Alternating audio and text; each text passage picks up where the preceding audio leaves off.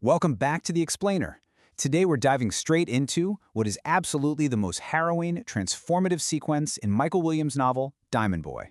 We're focusing on the pivotal Soldiers section. That's chapters 16 through 21. Now, if you're familiar with the book, you already know this is the exact moment the plot completely flips. It goes from this story of economic desperation into just a sheer, terrifying fight for survival. Let's really look at how this incredibly violent military takeover completely reshakes our main character, Patson. Who cares where I am or what day it is? Why? That's all I want to know. Why did this happen? God, help me. I think I am dying. Wow.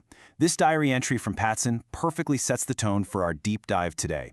We are plunging right into the emotional wreckage of his journey here. This isn't just a story about mining for gems anymore. It's about a young boy pushed to the absolute breaking point of human endurance. And to understand how he gets to this incredibly dark, desolate mental state, we really have to zoom out first and look at the macro-level conflict that shatters his entire world. Part 1. The military takeover. So this is where the overarching state violence suddenly, and I mean violently, intersects with the lives of these civilian miners.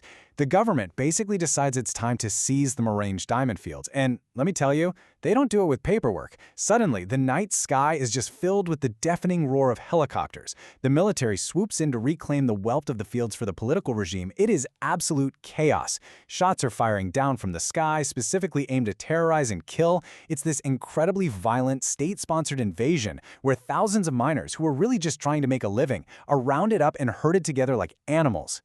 It's actually kind of jarring to realize the stark contrast between the threats Patton faces here. Up until this point, the miners were dealing with the local police. And sure, they were ruthless, they were corrupt, they demanded bribes, but their brutality was somewhat limited, mostly just by a lack of funding for actual weapons. But the army? That is a completely different story. Backed by full government funding, they replace those corrupt bribes with just sheer, disorganized brutality. They don't just want the diamonds, they want absolute, terrifying control over the entire civilian population, literally gunning down anybody who even tries to flee. That brings us to Part 2, Commander Jesus' reign. Because every reign of terror needs a face, right? And Commander Jesus isn't just a soldier. He operates as a completely merciless dictator. He aggressively claims authority over the captive miners, and it's chilling to see how he just completely takes over the Banda family's home, literally turning it into his own military headquarters. He even claims his stepmother for his own amusement. He establishes this absolute, pitiless authority, using every single resource he has to assert dominance and hoard all the diamonds the miners manage to find. So what does this reign of terror actually look like on the ground? Well, the brutality is overwhelming. To really drive their message home, the soldiers don't just execute people quietly. They make these agonizing public spectacles out of them. The miners are forced into hard labor, and if they step even an inch out of line, the punishments are horrific. The text details how miners are picked at random and literally thrown into branches that were collected specifically for this purpose. We're talking branches with needle-sized, incredibly sharp thorns that just rip their flesh, all while soldiers are beating them into the thorns with thick sticks. It is systematic, overwhelming cruelty designed to do one thing: break the human spirit. Moving into Part 3, A Father's Tragic Death. While all this mass cruelty is happening all around him, the state violence suddenly funnels into something deeply, tragically personal for Patson. We shift from this wide lens of a military takeover right down to the devastating reality of a broken family. Musi brings Patson a single, devastating object: his father's broken glasses. It's such a quiet, crushing moment.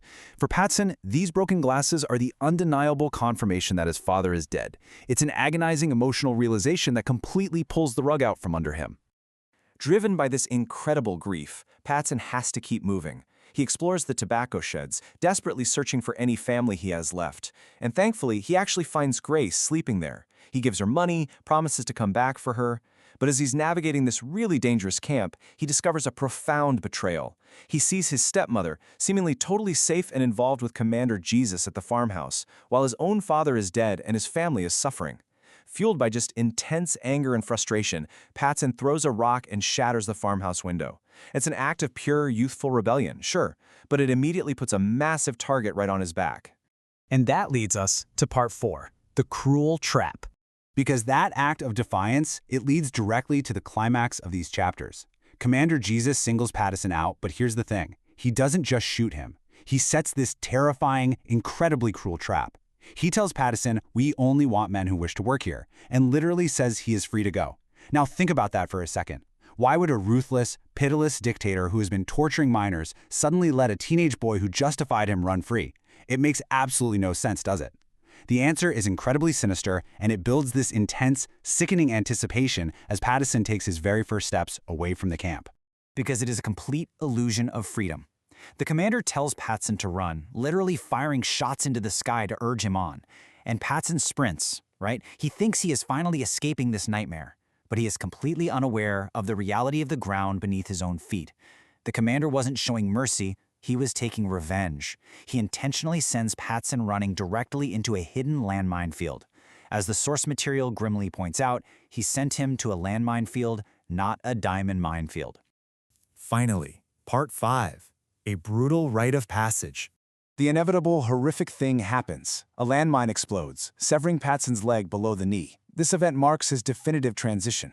He's no longer a boy seeking economic relief. He is a young man fighting for basic survival. It's a brutal rite of passage. The sources introduced this heartbreaking concept here, Stumpy. This is the name given to the inanimate object of Patson's missing limb, which now holds total physical and mental power over him. The physical pain entirely dictates his choices now. Simple tasks, running, swimming, they're gone. Trapped behind what the book describes as a wall of bulletproof glass. You know, it's visible, you can see what you want to do, but it is never penetrable. It's an immense psychological trauma that forces him to painfully adapt to this entirely new reality as an amputee. But Patson's journey doesn't just end there in the dirt. Pushed by his guide, Boubacar, Patson literally forces himself through excruciating physical agony to climb Guajana Rock. I mean, think about that. A massive physical and emotional challenge on one leg. And when he reaches the top, he discovers his friend Arvis has passed away. Amidst this overwhelming, compounding loss, Patson makes a really symbolic choice. He mourns Arvis, and then he buries his father's shattered glasses and a broken watch right there on the rock. He's literally and metaphorically burying his past. He's leaving his childhood behind in the dirt of Marange. And it's how he moves forward from here that is just absolutely crucial. He makes this incredibly powerful resolution that the eye will take nothing more from them. It's a profound statement of resilience. I mean, this kid has lost his father, his friends, his childhood, and literally a part of his own physical body to the greed of the diamond fields. By really understanding the sequence of Diamond Boy, we get a stark, uncompromising look at the horrific, real-world cost of conflict diamonds and the sheer willpower it actually takes to survive it. So what do you think happens when a person is stripped of absolutely everything but their own resolve? That's something I want you to reflect on. Until next time. Thanks for joining me on this explainer, and keep questioning the true cost of the things we value.